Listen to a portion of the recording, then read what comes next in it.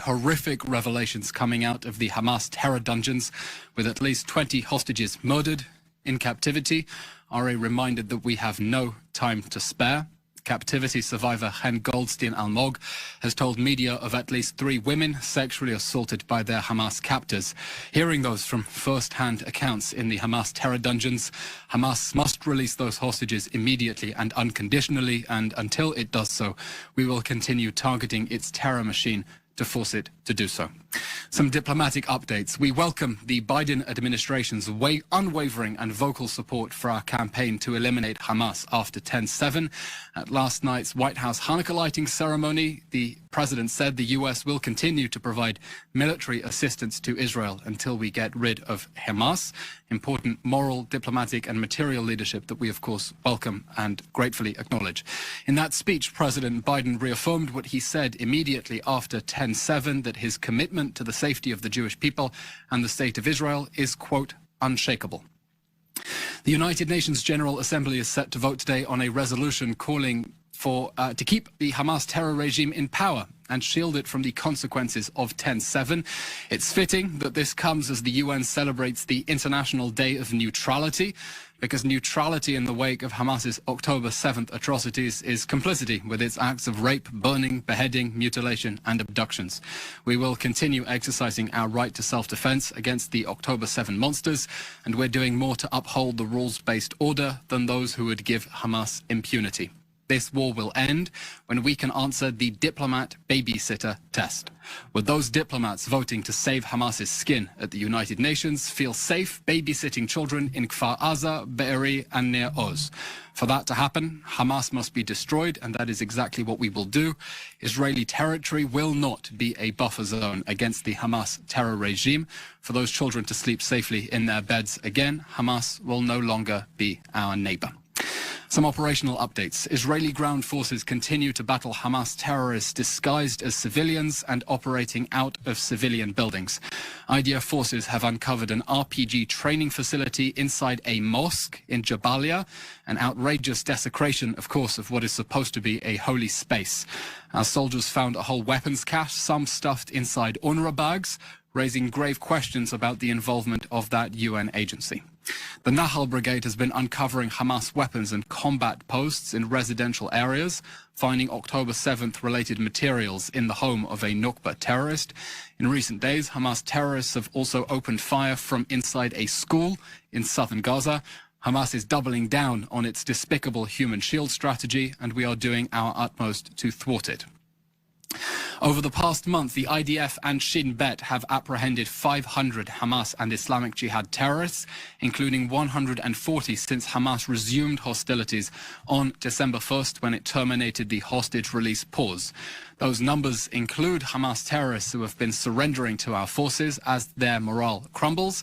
As IDF Chief of Staff Eylon Levy said yesterday at that very bold situation assessment with the head of the Shin Bet in the heart of Khan Yunis, other Hamas terrorists were apprehended while hiding inside civilian buildings. We call on all Hamas terrorists to surrender, and we call on the whole international community to demand that the October 7th monsters hand themselves over to face justice immediately and unconditionally. That's simply the ABC of international peace and security. The more Hamas terrorists surrender, the fewer we will have to eliminate, and the quicker they surrender, the more intelligence we will have to bring this war to a decisive end. This morning, Israel opened the Kerem Shalom crossing for the inspection of humanitarian aid trucks for Gaza. The Nitzana crossing already has excess capacity to inspect aid trucks, and now we have added excess capacity, enough to double the provision of aid to civilians in Gaza. Today we screened the first batch of aid trucks for possible Hamas weapons smuggling at Kerem Shalom before they drove to the Rafah crossing and from there handed over to aid agencies in Gaza. We repeat, there are no restrictions on Israel's part to the entry of humanitarian necessities into Gaza. The problem is the bottleneck at the crossing with Egypt, and the problem is that Israel is currently inspecting aid quicker than UN agencies on the ground are able to deliver it. Israel is constantly monitoring the humanitarian situation, making sure there are areas in which civilians can have access to aid, and we're going above and beyond our obligations under humanitarian law to facilitate the provision of that aid to enemy-controlled territory, all the while Hamas hijacks the aid for itself. And I hope, of course, you've been covering those dramatic images of Hamas hijacking aid trucks inside the Gaza Strip. An update from the northern border. Hezbollah continues its aggression towards Israeli towns and cities, and we are, of course, retaliating accordingly.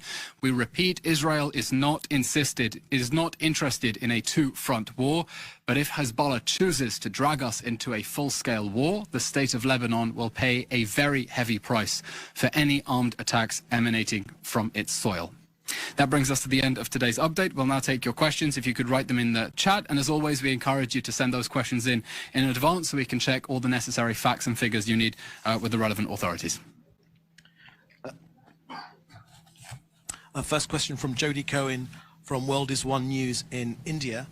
Following reports that Israeli officials are working with Cyprus to inspect aid deliveries shipped to Gaza from Cyprus, will this be replicated with other countries in order for more aid to be delivered to the people of Gaza? And what is being done to ensure that Hamas isn't stealing aid, as has been reported?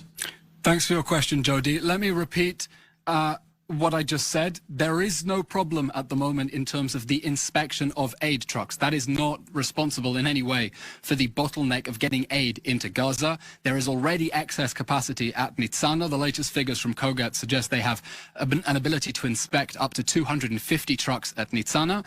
And with the opening of Kerem Shalom now, we will have the ability to double that if the agencies on the ground are able to deliver that aid. The problem is the bottleneck at the Rafah crossing and the fact that the aid agencies on the ground in Gaza are not able to deliver the humanitarian aid at the pace that Israel is able to screen it. And we are, of course, going above and beyond our obligations under international humanitarian law to facilitate the provision of life-saving humanitarian aid to civilians, even in territory controlled by an enemy that continues to bombard our cities with rockets and to continue to target us with attacks. And we are using those inspections at both Nitzana and Kerem Shalom, both of which have excess capacity, in order to make sure that Hamas isn't able to exploit the international community's goodwill in order to smuggle weapons into the Gaza Strip. And we expect the whole international community to firmly insist and to condemn Hamas and call it out when it is found stealing humanitarian aid inside Gaza. And I hope you've seen those images of the civilians in Gaza having aid stolen from them by Hamas. And it is outrageous, really frankly outrageous, that the international agencies on the ground that supposedly feign the most interest for civilians inside Gaza have absolutely nothing to say when the Hamas terror regime steals that aid in order to keep its own fighters well-fed, well-stocked. And as the Hamas terror regime crumbles, we're already beginning to see people in Gaza speaking more freely against the Hamas regime and explaining, pouring out their anger and their frustrations and explaining how they see Hamas and Yahya Sinwar as squarely responsible for the calamity that has befallen them. Question from Talia Minsberg, New York Times. How does Israel see the Houthi threat, and what steps will Israel take to counter it? Talia, question about the Houthi threat. You know, the slogan of the Houthis, Wikipedia this, check this afterwards because it's difficult to believe. Their slogan is Allahu Akbar, death to America, death to Israel, cursed be the Jews, I'm not making this up, victory to Islam. The Houthis are an Iranian proxy that call for death and destruction with the self-awareness of cartoon villains. Their maritime attacks are a clear threat not only to Israel, but also to international peace and security, to international trade.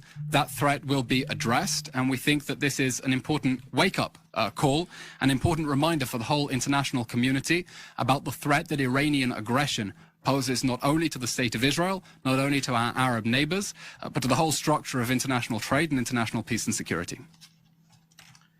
Question from Jim Williams of Zenger International News Service, Washington, D.C. The U.S. Congress is likely not to pass aid to Israel until January. Will this delay in any way hurt the Israeli war effort? So far, the United States has been standing shoulder to shoulder with us with very clear moral, military and diplomatic support as well. And we welcome as well, as we said, those remarks from President Biden just yesterday at the Hanukkah lighting ceremony at the White House, saying that the United States is going to continue to provide military assistance to Israel until we win. We gratefully welcome that support from our allies in the United States, who understand that the destruction of Hamas is not only a national interest, security interest for us, but a national security interest for the United States, the whole of the West, and indeed the whole of humanity. And we thank them with a great deal of gratitude for that support. Question from Joel Pollack at Breitbart News. What are the prospects of seeing a hostage rescue? Israel will, of course, do everything possible to get all the hostages home. Our declared mission is there will be no one left behind, and we will do everything we can to get not only the women, but the men, the young and the old, the civilians and the soldiers. There will be no one left behind. Our strategy is to continue putting unrelenting military pressure on Hamas until it begs for a breather and is willing to release those hostages. We've already seen that strategy vindicated with the hostage release pause. I think 110 hostages released over that time. That strategy has proven itself, that strategy adopted by the War Cabinet, and we're continuing with it now.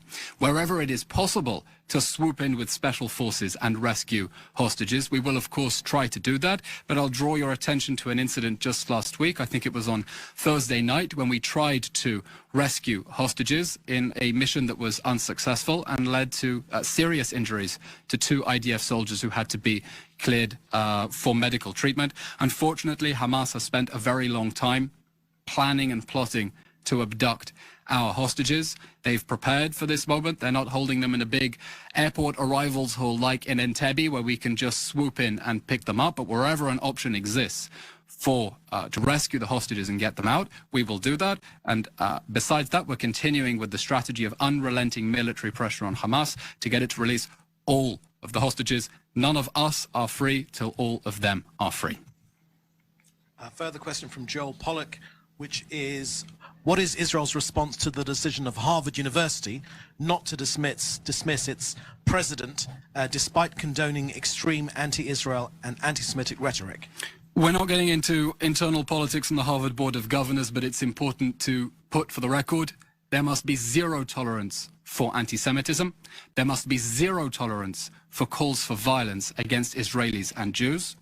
Calls to globalize the intifada or wage an intifada are calls for targeted violence against Jews and Israelis around the world. We know what the intifada is. It was a wave of brutal suicide bombings inside Israel in the early 2000s that over the space of 4 years murdered as many people as in the October 7th massacre itself.